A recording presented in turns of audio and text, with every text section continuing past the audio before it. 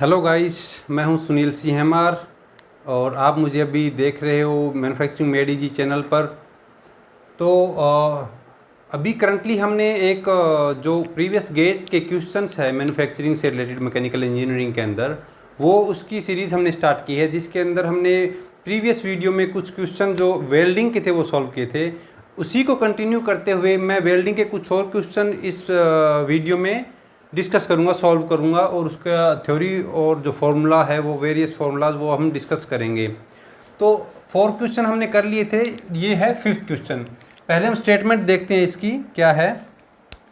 ये this is based on spot welding. Spot welding of 2 1 mm thick sheets of steel, जिसका rho density हमें given है, is carried out successfully by passing a certain amount of current for 0.1 second. This is the time given through the electrodes. The resultant weld nugget formed is 5 mm in dia. जो nugget का diameter दिया हुआ है, जो nugget या fusion zone बनेगा weld के अंदर उसका, एंड 1.5 mm थिक उसकी थिकनेस दे रखी है हमें। If the latent heat of fusion, latent heat of fusion को मैं डिनोट करूँगा LH से। तो latent heat of fusion of steel is 1400 kilo joule per KG given है, and the effective resistance of welding operation is 200 micron ohms resistance हमें given है। The current passing through the electrodes is approximately, हमें इसमें current निकालना है, current I की value निकालनी है। ऑप्शंस मैंने नीचे दे रखे हैं, ये 4 ऑप्शंस हैं। तो अभी हम एक बार इसका जो क्वेश्चन न्यूमेरिकल सॉल्व करते हैं उसमें सबसे पहला स्टेप क्या होना चाहिए, ये होना चाहिए कि जो भी गिवन है वो हमें एक साइड में नोट करना है। और जो सेकंड जो वेरी मैंडेटरी जो स्टेप है वो ये है कि हमें उसका यूनिट चेक करना है कि यूनिफॉर्म है कि नहीं यूनिट सारे। अगर यूनिफॉर्म नहीं है यूनिट तो उसको सेम हमें यूनिफॉर्म बनाना है। तो फर्स्ट स्टेप जो गिवन है उसको नोट करना, सेकंड उसका यूनिट चेक करना। ओके, तो सबसे पहले जो गिवन है हम उसको नोट करेंगे। यहाँ पे मैंने इसको मैं डिस्कस करूँगा, मैंने ये डायग्राम जो बनाया है। तो सबसे पहले जैसे इसमें दिया हुआ है thickness of each seat, thickness capital T से मैं इसको नोट कर रहा हूँ 1 mm। ये इंडिविजुअल सीट का है। रो डेंसिटी जो है रो 8000 kg पर मीटर क्यूब। उसके बाद हमें गिवन है टाइम 0.1 सेकेंड, स्मॉल t से मैं डिनोट कर रहा हूँ टाइम को 0.1 सेकेंड। उसके बाद हमें दिया है यहाँ पे जो वेल्ड का फ्यूजन बनेगा उसका डायामीटर दिया है और थिकनेस। तो डाया को मैं D से डिनोट कर रहा हूँ, D यहाँ पे है वेल्ड का डाया, ये है 5 mm। और उसकी जो थिकनेस है, वेल्ड की थिकनेस जो है उसको मैं L से डिनोट कर रहा हूँ। अभी वेल्ड की थिकनेस को L से डिनोट कर रहा हूँ क्योंकि कैपिटल T और स्मॉल t हमने ऑलरेडी यहाँ पे ले लिया है। तो ये है 1.5 mm, 1.5 mm। ओके, उसके बाद हमें गिवन है यहाँ पे latent heat LH, latent heat of steel 1400 kilo joule per KG, 1400 kilo joule per KG. उसके बाद गिवन है resistance 200 micron ohms, R 200 micron ohms. Okay, और हमें करंट निकालना है। ये सब चीज़ें हमें गिवन है। तो अभी मैं क्योंकि हमारे पास इतना स्पेस नहीं है तो अभी मैं इसको इरेज कर देता हूँ एक बार क्वेश्चन की स्टेटमेंट को। ओके, ऑप्शन हमारे पास ये नीचे गिवन है। और ये देखना कि इसमें स्पॉट वेल्डिंग बोला है इसने।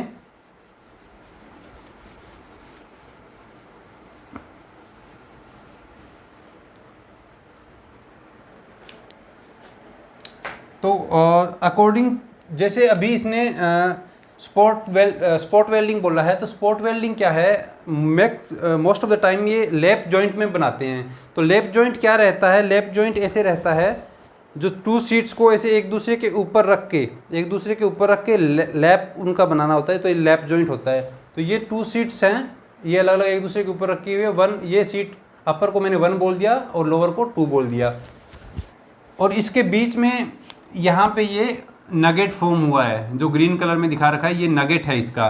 तो सबसे पहले वैल्यू लिख लिया है। अभी मैंने आपको बोला था ये स्टेप 1 था, वैल्यू जो गिवन है ये नोट करना। सेकंड जो हमारे पास स्टेप था वो इसका यूनिफॉर्म है कि नहीं चेक करना।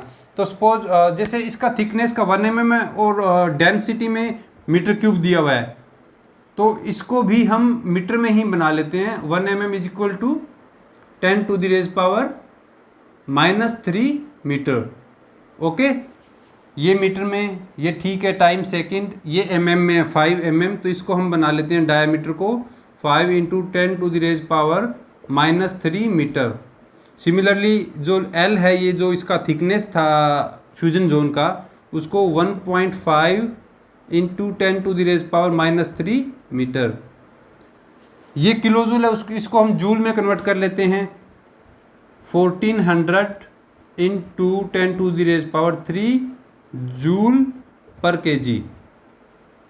और माइक्रोन ओम को हम ओम में कन्वर्ट कर लेते हैं, 200 × 10⁻⁻6 ओम्स। ओके, तो अभी हमने सेकंड स्टेप भी कंप्लीट कर लिया, इसका यूनिट चेक कर लिया है। अब मैं आपको ये डायग्राम थोड़ा बता देता हूँ कि ये जो नगेट जोन फॉर्म हुआ है, मैंने इसको ये एक सिलेंड्रिकल फॉर्म में है। नगेट जोन जो बना है ये सिलेंड्रिकल फॉर्म में है, जो ऊपर, और ये मैंने थोड़ा ये इसका इंप्रेशन रहता है, क्योंकि ऊपर में एक इलेक्ट्रोड लगा रहता है स्पॉट वेल्डिंग में, एक नीचे से लगता है, तो दोनों प्रेस करते हैं लैप जॉइंट को, जो सरफेसेस है उसको, तो यहाँ पे एक थोड़ा इंप्रेशन बन जाता है अपर में भी और डाउन लोअर साइड में, दोनों साइड। तो ये इंप्रेशन मैंने दिखाया है यहाँ पे जो है। इसके बाद ये जो नगेट जोन का मैंने एक साइड में एक स्कीमेटिक इसका बनाया है, तो इसका जो हमें डायमीटर गिवन है वो है 5 mm, ये है 5, और इसकी जो थिकनेस या इसको जैसे हम लेंथ बोल सकते हैं इसका, ये है 1.5। Okay, 1.5 mm। तो ये इसका हो गया। तो ये सिलेंड्रिकल शेप में है, तो इसका अगर हमें यहाँ पे वॉल्यूम या एरिया जो निकालना पड़ेगा, तो इसका हम वॉल्यूम का सिलेंडर का वॉल्यूम निकाल लेंगे।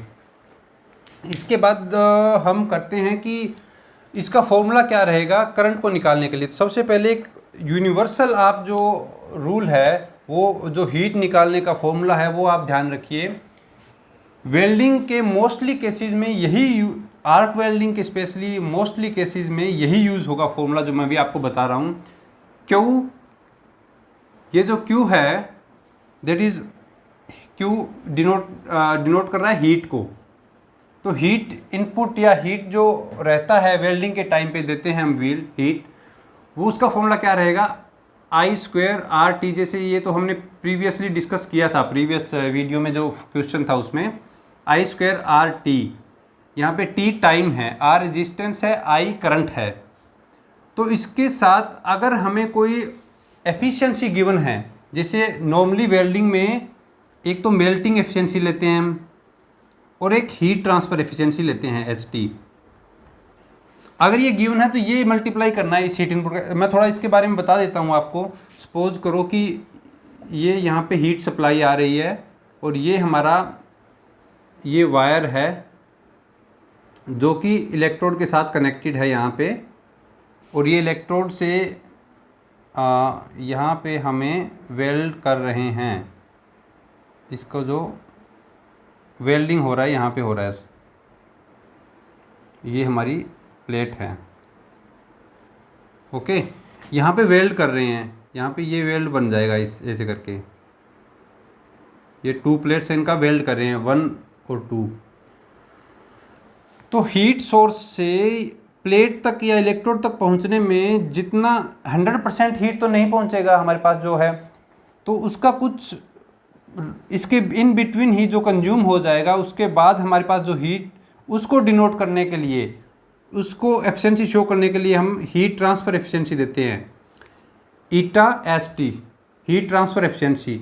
उसके बाद जितना इस सरफेस को मिला, या इलेक्ट्रोड से जितना इस सरफेस को मिल रहा है, तो जितना हमें पूरा का पूरा जो हीट ट्रांसफ़र एफिशिएंसी के बाद जो हीट था यहाँ पे, वो पूरा पूरा यहाँ तक नहीं मिलता, कुछ इन्वायरमेंट में वेस्ट हो जाता है इधर उधर। तो जितना हमें मेल्टिंग के लिए एक्चुअल यूज़ हो रहा है उसको बोलते हैं मेल्टिंग एफिशिएंसी। ईटा एम मेल्टिंग एफिशिएंसी। तो ये दोनों डिनोट कर रहा है इस हीट इनपुट को सोर्स, हीट सोर्स से लेके इस इलेक्ट्रोड तक और हीट इस इलेक्ट्रोड से लेके सरफेस तक जितना आ रहा है, तो ये हीट ट्रांसफर एफिशिएंसी यहाँ तक और यहाँ तक होती है मेल्टिंग एफिशिएंसी। तो ये दोनों मैंने आपको बता दिया है। तो ये अगर क्वेश्चन में गिवन हो तो हमें दोनों को कंसीडर करना और उसको मल्टीप्लाई करना होता है melting efficiency into heat transfer efficiency यहाँ पे, ओके, इस हीट इनपुट के साथ।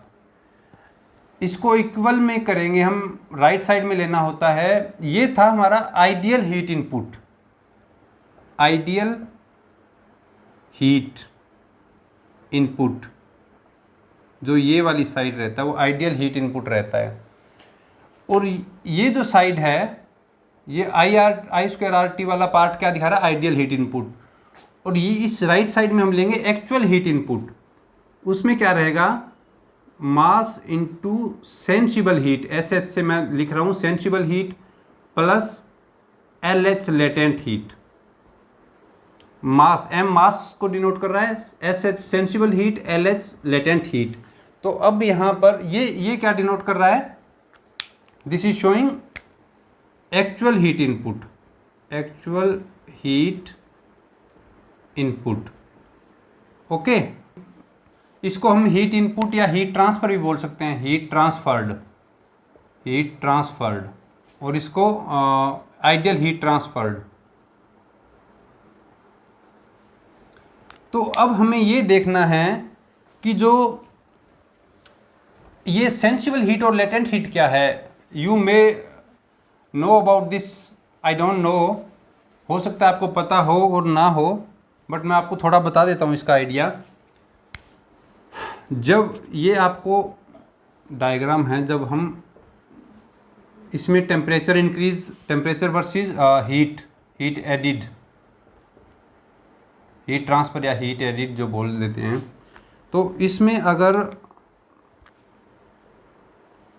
ये मीन्स जैसे जैसे हम हीट ऐड कर रहे हैं टेम्परेचर इंक्रीज हो रहा है। ये कुछ भी हीट ट्रीटमेंट का ले सकते हैं, या वेल्डिंग के टाइम पे जैसे टेम्परेचर इंक्रीज होता है जैसे, तो इसमें जैसे जैसे हमने हीट ऐड किया तो ये टेम्परेचर इसका इंक्रीज हो रहा है। एक फेज़ ऐसा आया जिसमें हीट ऐड कर रहे हैं यहाँ पे, बट इसमें कोई भी चेंज नहीं आ रहा टेम्परेचर में, तो ये हमारा लेटेंट हीट है LH। इसमें क्या, यहाँ पे सपोज करो ये सॉलिड था, यहाँ पे ये लिक्विड बन गया, तो ये हीट हमारा काम आता है फेज चेंज करने में, सॉलिड टू लिक्विड चेंज कर देता है, लिक्विड टू वेपर चेंज कर देता है। तो इसका क्या डेफिनेशन रहेगा, latent heat is the heat of absorbed और released during the phase change. जो फेज चेंज होता है लिक्विड टू सॉलिड और सॉलिड टू लिक्विड और लिक्विड टू वेपर जो भी है, तो यहाँ पे ये लेटेंट हीट इसमें फेज चेंज में आया यहाँ से यहाँ तक। और जो जहाँ पे टेम्परेचर चेंज हो रहा था हीट के साथ, means with in the phase, single phase में था, वो सेंसिबल हीट रहता है, ओके। तो ये लेटेंट हीट का यूज़ था जो आपको मैंने अभी यहाँ इसका के उससे समझाया है। ये हम हीट ट्रीटमेंट में भी यही फॉलो होता है, वेल्डिंग के टाइम भी, कास्टिंग में थोड़ा यही रहता है, थोड़ा सा इसमें डिफरेंस रहता है कि उसमें वो रहता है, मेल्टिंग हो जाता है पूरा। तो ये फॉर्मूला रहेगा। अब इसमें भी जैसे मैंने पहले आपको बताया कि जो जो चीज़ गिवन है उसी को हम कंसीडर करेंगे, अदरवाइज और किसी चीज़ को कंसीडर नहीं करना है, क्योंकि हम अपना कुछ भी अपने पॉकेट से कुछ नहीं देना, हमें जो हमें गिवन है उसी को यूज़ करना है। तो इसमें सेंसिबल हीट गिवन नहीं है तो इसको 0 कंसीडर करो, हीट ट्रांसफ़र जो एफिशिएंसी नहीं गिवन है 0 करो, मेल्टिंग एफिशिएंसी नहीं है 0 करो।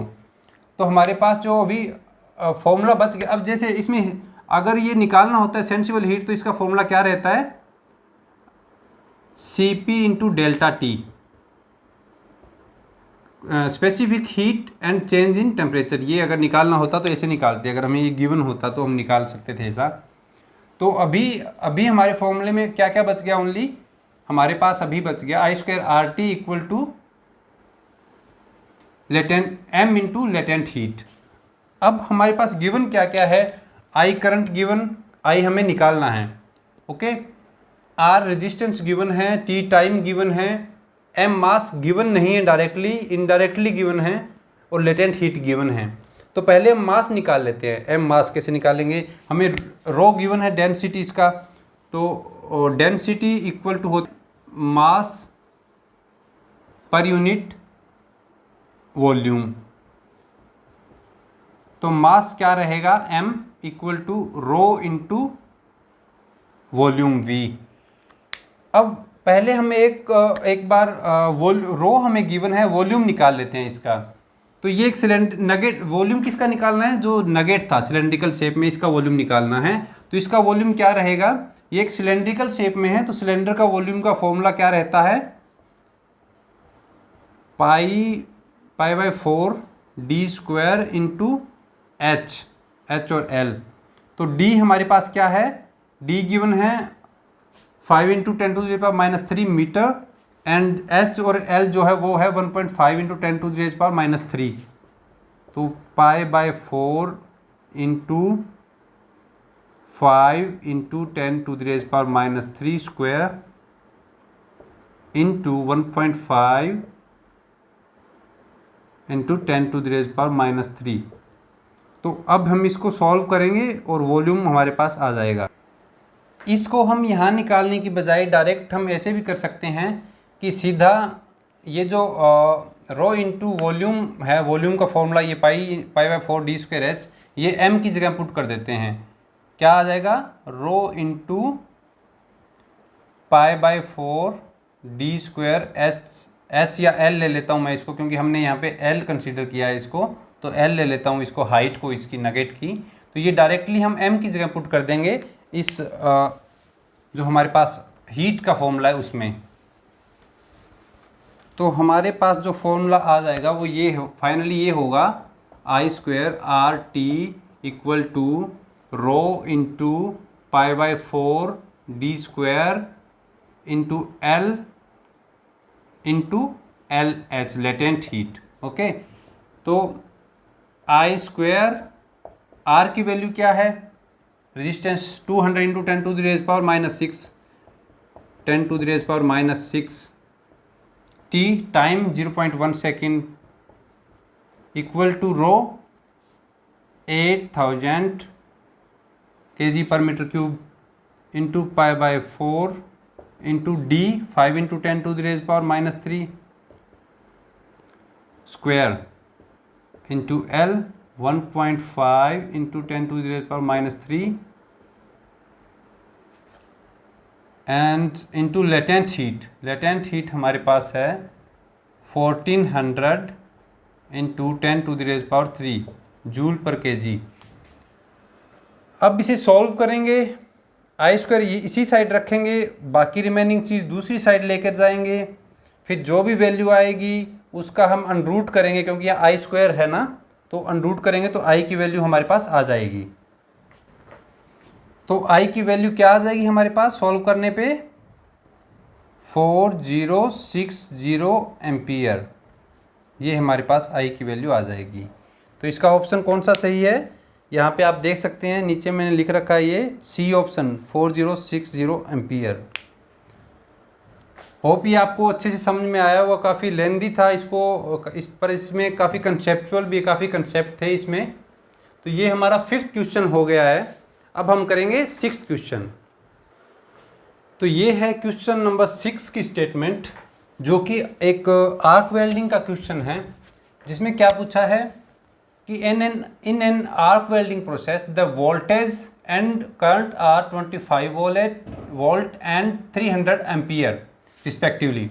The arc heat transfer efficiency is, heat transfer efficiency दे रखी है eta 0.85 and welding speed is 8 mm per second. Welding speed भी दे रखी है हमें, वेल्डिंग स्पीड मतलब जिस स्पीड से वेल्डिंग कर रहे हैं हम। The net heat input in joule per mm, ये देखना यूनिट जूल पर mm में इसने हमें नेट हीट इनपुट पूछा है। ऑप्शन यहाँ पे दे रखे हैं। तो इसने सबसे पहला स्टेप मैंने आपको क्या बताया है कि हमें जो डेटा गिवन है वो हमें नोट करना है। गिवन क्या है, सबसे पहले है volt, V equal to 25 volt. Second current I equal to 300 ampere. Next है heat transfer efficiency eta H T, heat transfer efficiency 0.85। Then next is welding speed. Welding speed को मैं यहाँ स्मॉल v से डिनोट कर रहा हूँ। Small v is denoting welding speed 8 mm per second. And हमें find करना है नेट हीट इनपुट। अब हमें जो फाइंड करना है उसका यूनिट आपको माइंड में रखना है, क्योंकि ये हीट इनपुट भी पूछ रहा है but not in joule. Joule में नहीं पूछा, जूल पर mm में पूछ रहा है। तो क्वेश्चन के बारे में बता देता हूँ कि जब भी आर्क वेल्डिंग से रिलेटेड हम कोई प्रॉब्लम सॉल्व करते हैं तो उस केस में मोस्टली जो हीट इनपुट निकालते हैं वो जूल पर mm में ही निकालते हैं, जो जूल पर mm में ही हीट इनपुट निकालते हैं। तो मीन्स कि पर यूनिट लेंथ के साथ एनर्जी में क्या चेंज हो रहा है वो हमें निकालना होता है जूल पर mm। इस केस में पहले फर्स्ट स्टेप हमने नोट कर लिया सब जो गिवन है। सेकंड स्टेप ये था कि यूनिट हमें चेक करना है कि ये यूनिफॉर्म है कि कंसिस्टेंट है कि नहीं। ये अलग अलग यूनिट तो नहीं दे रखा, तो ये ठीक है। वोल्ट एम्पियर ये ठीक है, ये mm पर सेकेंड ठीक है क्योंकि इसमें mm पर सेकेंड है बट दूसरा कोई यूनिट मीटर में या उस तरह नहीं है, तो हम इसको mm ही रहने देते हैं। तो ये सब कुछ करने के बाद डायरेक्ट फॉर्मूला जो होता है वेल्डिंग के heat input joule per mm में निकालने का, अब एक बार मैं आपको वो बता देता हूँ। क्यू जो है heat input in joule per mm, वो रहता है आपका V voltage I current divide by welding speed. इससे अगर आपको हीट ट्रांसफ़र एफिशिएंसी दिया है तो उसके मल्टीप्लाई में हो जाएगा। जैसे मैंने आपको पहले ही बताया था, जो एफिशिएंसी गिवन है वो मल्टीप्लाई में हो जाएगी हीट की। अब ये फॉर्मूला आपको डायरेक्ट याद रखना है तो ठीक है, अदरवाइज इसका एक और आसान तरीका मैं आपको बता देता हूँ कैसे करना है। जैसे आपको निकालना है जूल पर mm में, और हमारे पास जो पावर रहती है, पावर दैट इज़ VI, वो किस में रहती है? जूल पर सेकंड में होती है या वॉट में, तो जूल पर सेकंड में होती है। बट हमें फाइंड करना है जूल पर mm, तो ये जूल पर सेकंड का जूल पर mm कैसे कर सकते हैं? इसको बोलते हैं कि यूनिट बैलेंस करना। यूनिट बैलेंस करना, इसको यूनिट बैलेंस करने से हमें फॉर्मूले याद रखने की ज़रूरत नहीं पड़ती है। आगे भी आप देखो कि जितने भी मोस्टली क्वेश्चन हम करेंगे उसमें हम यूनिट बैलेंस करके ही उनको सॉल्व करेंगे। उसमें फिर हमें यूनिट को उसका फॉर्मूले को याद रखने की ज़रूरत नहीं है। तो ऐसे जूल पर सेकंड में हमारे पास पावर है, पावर का फॉर्मूला पावर VI की दोनों चीज़ें हमारे पास अवेलेबल है। हम ये जूल पर सेकंड में तो निकाल सकते हैं बट हमें चाहिए जूल पर mm में, तो इसको पर mm में कैसे कन्वर्ट करेंगे? थर्ड चीज़ हमारे पास गिवन है mm पर सेकंड, तो कुछ ऐसा हो जाए कि ये सेकंड कैंसिल हो जाए और mm मिल जाए। तो इसको मल्टीप्लाई करके देखो, डिवाइड करके देखो, जूल पर हमें क्या गिवन है? mm पर सेकंड। तो mm पर सेकंड जो हमें गिवन है, नेक्स्ट चीज़ mm पर सेकंड, उससे डिवाइड करके देखो, अब मल्टीप्लाई हो जाएगा। तो जूल पर second into second divide by mm, इस साइड जाके ये ऊपर चला जाएगा, सेकंड और mm नीचे, सेकंड से second cancel, joule per mm आ गया। तो मतलब इसको हम ऐसे भी सॉल्व कर सकते हैं डायरेक्ट, जो हमें पावर गिवन है VI और उसके डिवाइड में जो हमें वेल्डिंग स्पीड गिवन है स्मॉल v, उससे हम इसको सॉल्व कर सकते हैं। उससे मतलब इसको यूनिट से भी हम देख सकते हैं, इसको डायरेक्ट याद नहीं करना। तो ये जूल पर mm आएगा, यही हमें चाहिए, heat input in joule per mm। Okay, तो इसको ऐसे भी किया जा सकता है। हीट के वेल्डिंग के मोस्टली क्वेश्चंस में हीट जो ओम्स लॉ है, P पावर जो V इक्वल टू IR, या फिर जैसे power equal to P equal to VI, यही यूज़ होगा। तो इस फॉर्मूले को हम यूज़ करते हैं, इसको सॉल्व करेंगे। V25 into I 300 divide by 8, sorry into multiply में इसका एफिशिएंसी भी आएगा 0.85। तो इसको सॉल्व करके देखो कितना आंसर आता है। इसका आंसर आता है 796.87 जूल पर mm। तो this is approximately equal to 797, तो ऑप्शन बी सही है, 797। ठीक है, तो ये था क्वेश्चन नंबर 6। अब हम करेंगे नेक्स्ट क्वेश्चन नंबर 7।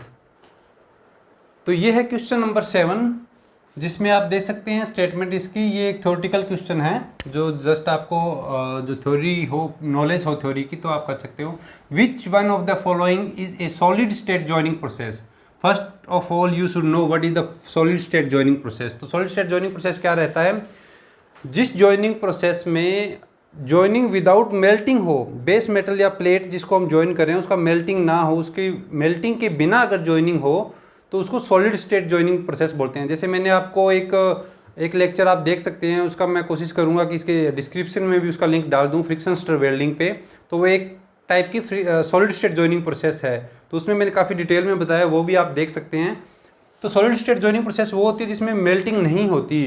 जनरली जो हमारी वेल्डिंग यूज होती है, जो आप लोग देखते हो रोड साइड या कहीं भी किसी शॉप वगैरह पे वेल्डर के पास, तो वो नॉर्मली यूज करते हैं, वो करते हैं आर्क वेल्डिंग। उसको बोलते हैं आर्क वेल्डिंग या फिर फ्यूजन वेल्डिंग, सेम थिंग है ये, फ्यूजन वेल्डिंग, या फिर इसको कन्वेंशनल वेल्डिंग जो बोल देते हैं, हमारा कन्वेंशनल वेल्डिंग। तो इसमें क्या है, इसमें मटेरियल मेल्ट होता है, मेल्टिंग होता है इसमें, और मेल्टिंग के बाद जॉइन होता है, जबकि सॉलिड स्टेट जॉइनिंग प्रोसेस में मेल्टिंग नहीं रहता। तो हमारा फर्स्ट ऑप्शन है गैस टंगस्टन आर्क वेल्डिंग, जिसको टिग वेल्डिंग भी बोलते हैं, TIG टिग, और GTAW भी बोल देते हैं, GTAW। ये क्या है? ये आर्क वेल्डिंग का टाइप है एक। रेजिस्टेंस स्पॉट वेल्डिंग, ये भी एक आर्क वेल्डिंग का टाइप है, ये जो रेजिस्टेंस वेल्डिंग है उसमें आ जाता है। सबमर्ज्ड आर्क वेल्डिंग, ये भी आर्क वेल्डिंग है जिसमें फ्यूजन रहता है, फ्यूजन होता है, इन सब में फ्यूजन होता है। थर्ड में जो C ऑप्शन है फ्रिक्शन वेल्डिंग, ये क्या है कि सॉलिड स्टेट वेल्डिंग है। इसमें दो जो ऑब्जेक्ट है हमारे, उनको ज्वाइन कर सकते हैं हम with the help of frictional heating. तो उसमें प्लास्टिक डिफॉर्मेशन रहेगा और फोर्स लगेगा, और उसकी हेल्प से हम ज्वाइनिंग कर देंगे, प्लास्टिक डिफॉर्मेशन और फ्रिक्शनल हीटिंग की हेल्प से। तो उसमें मेल्टिंग नहीं रहता, तो इसका C ऑप्शन सही है, फ्रिक्शन वेल्डिंग। फ्रिक्शन वेल्डिंग और फ्रिक्शन स्टिर वेल्डिंग से कंफ्यूज मत हो जाना, दोनों अलग अलग टाइप की वेल्डिंग है। उसके बारे में भी आपको कभी हम डिस्कस करेंगे किसी वीडियो में। तो ये था आपका 7th क्वेश्चन।